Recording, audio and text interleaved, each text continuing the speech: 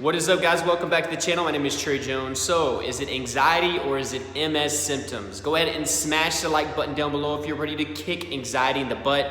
Today's question of the day that I need you to answer in the comments: what is your go-to distraction whenever you are dealing with anxiety? This is a great opportunity to share that. Maybe somebody else could pick that up and start using it whenever they are anxious. Guys, I have two shout outs today, Carrie Irving and it's me, Beth D. I recognize both of their usernames. They have been commenting and they've been a part of this family and community for a very long time now, actually. So thank you guys for participating and answering that question. I will pick two more people who answer the question of the day. You must be subscribed and I'll give you a shout out in the next video. So guys, anxiety or MS? MS is one of the most feared diseases by people with anxiety, more in particular, health anxiety.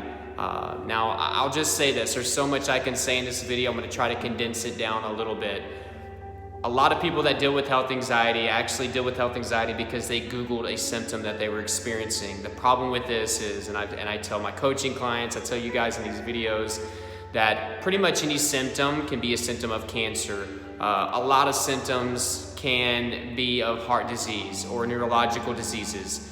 Now, whenever you put this symptom into the search engine, the worst ones are going to be up there at the top, okay? Whether that's just Google's way of protecting you, or it's dangerous, or the most dangerous diseases sell, regardless, the worst stuff is going to be at the top. So many of you are seeing this, you're typing in a few symptoms, and it's popping up as MS. So you're like, holy crap, I have that. I knew I had something wrong with me, instead of thinking that it's anxiety. So many of you are going down that route.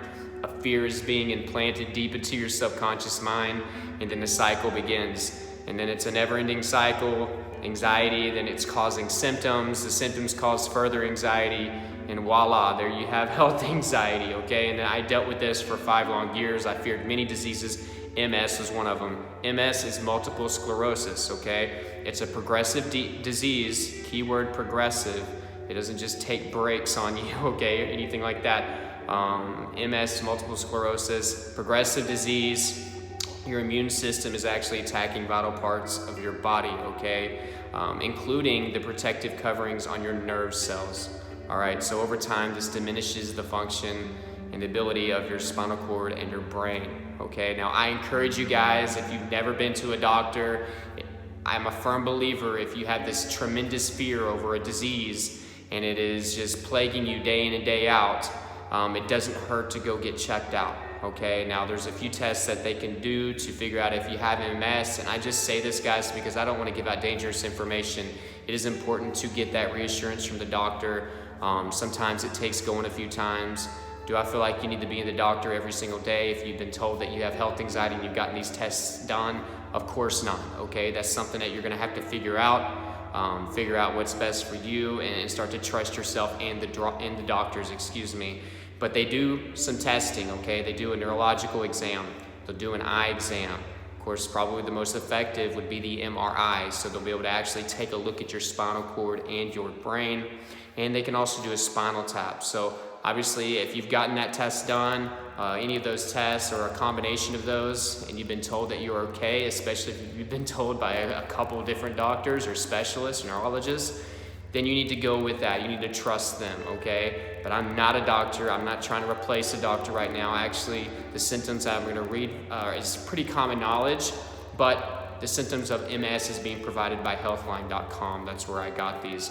But it's funny, whenever I read these symptoms, guys, you've probably seen me do a video on almost every single one of them.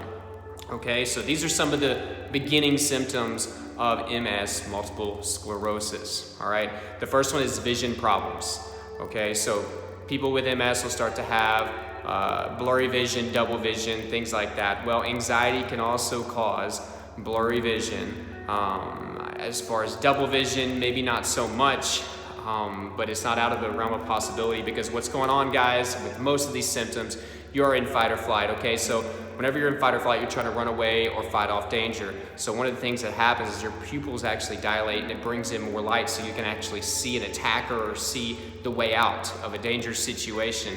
So you can have distorted vision. You can see eye floaters for the first time for many of you in your entire life.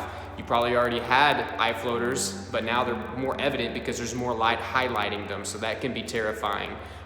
Flashes, blurry vision, even tunnel vision, especially whenever you're deep into that fight or flight mode, okay? Actually, people can actually start to black out, all right? So those are some vision problems that you can experience. Anxiety can cause that too, all right? Tingling and numbness, okay? Obviously, this is something that's happening because it's a neurological disease if you have MS, right? It's attacking your nerves. Well, something that happens with anxiety is your blood flow is actually being pushed to the central part of your body, so you can have it for your vital organs and your muscles, like your thigh muscles, your core muscles, your lungs, your heart. More blood is in that area, so you can fight or run away. So whenever you have less blood flow, okay, in your fingers, even in your face, your legs, your feet, the temperature in those areas can drop down, okay? But something else happens, numbness. So if you're having numbness and you're having tingling and you've been told that you have anxiety or anxiety disorder, that is very common with anxiety. That's something that I dealt with. It was very scary for me though, because I also feared heart disease, and I always had heard that, your left arm will go numb and start tingling whenever you're having a heart attack, so that would happen to me all the time. But it was just a redirection of blood flow. So obviously, if you're dealing with this, you type in vision and numbness and tingling, you could probably find MS as one of the top results. So many of you are just self-diagnosing yourself right off the bat. The next one, guys, is pains and spasms. Oh my God, anxiety can cause pains and spasms along with twitches, okay, and cramps, all right? A lot of muscle tension. Extreme amounts of muscle tension build up, okay, and can plague you whenever you're in fight or flight, especially afterwards, all right? Your muscles can be very sore. Sometimes the tension just never fully goes away. In my opinion, muscle tension is actually a huge culprit for most of your anxiety symptoms, all right? It's a symptom itself, but it can cause further symptoms. So I would have back pain. I would have chest pain.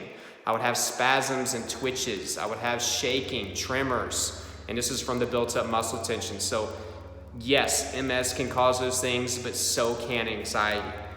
The next thing, guys, is weakness and fatigue, okay? Anxiety wears us out. For those of you that have dealt with panic attacks in your life, you know that you kind of crash afterwards. There's this huge amount of fatigue. You feel weak, you feel like you can't lift anything.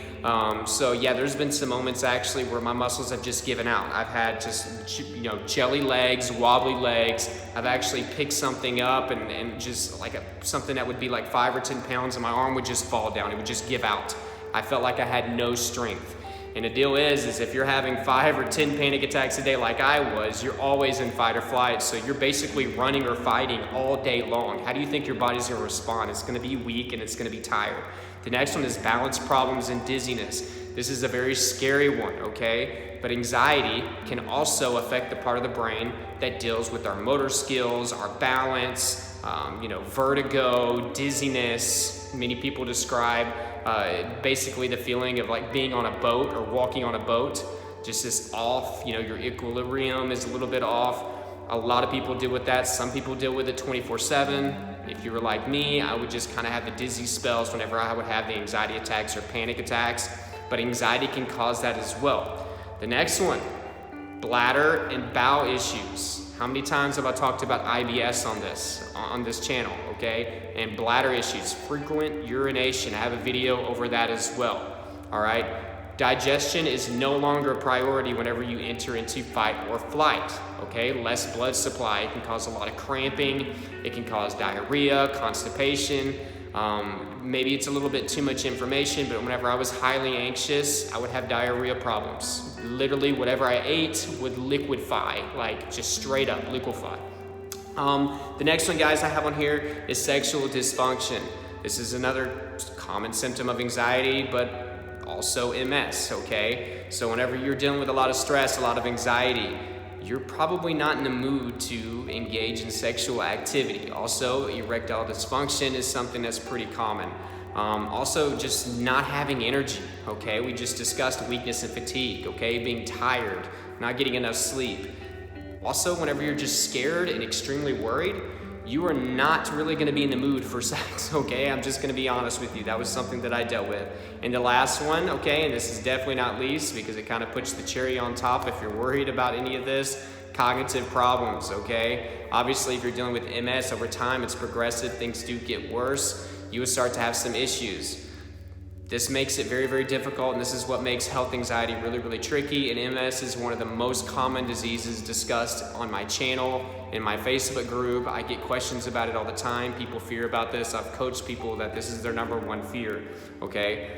Anxiety can definitely mess with you on a cognitive level, okay? We're talking about memory problems. And a lot of this is attributed to brain fog. It kind of comes in slowly and it kind of leaves slowly. Brain fog was one of the last things to leave. So I would have trouble talking to people, remembering movies, actors, directions, putting names with faces. This is actually one of the things that led to my social anxiety because I felt uncomfortable talking to people when I had my health anxiety. I felt like I couldn't converse or talk. Much like this video, I'm stumbling over my words here.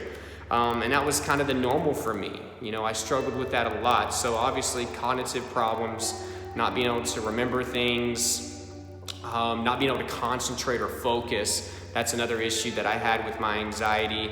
And this translated to the workplace. I just didn't feel like I could work anymore. Not only was it hard for me to get to work and drive without having panic attacks, but whenever I was there, it was hard for me to focus on the job to be done or to stay on task. So guys, those are some of the most common MS symptoms, especially the early onset symptoms, and that was provided by healthline.com. But as you can see, all of those symptoms I have discussed on this channel, and I kind of broke down just quickly for you how anxiety can also cause those, all right? I'm not by any means trying to replace a doctor right now, okay? Something that I'm good at is talking about anxiety and relating with you guys. So this video is primarily for those of you that have been told that you have anxiety disorder, that you have anxiety issues, especially health anxiety, and you have shown a pattern of bouncing around from disease to disease, fearing them. If you've been told by multiple doctors, if you've had all these tests done, and this is something that you worry about on a daily basis, okay, then maybe it's time to move on and start to try to worry about your anxiety, okay? Get that under control, and that's where I come into play and I help. My tips are down below in the description. If you are interested in one-on-one anxiety coaching with me, it's something I love to do, get you jump-started towards recovery. Most of the people that I actually talk to deal with health anxiety, okay? And that was my primary thing, but if you dealt with panic attacks, other forms of anxiety, we can do that as well. Make sure that you email me. It's down in the description and in the first pinned comment. Guys, there are other resources down below. Remember, okay, down below in the comment section, answer the question of the day, all right? What is your go-to distraction whenever you have anxiety or whenever you're having some anxious thoughts, okay? Let everybody know something that you say could help somebody else out, help them with their recovery.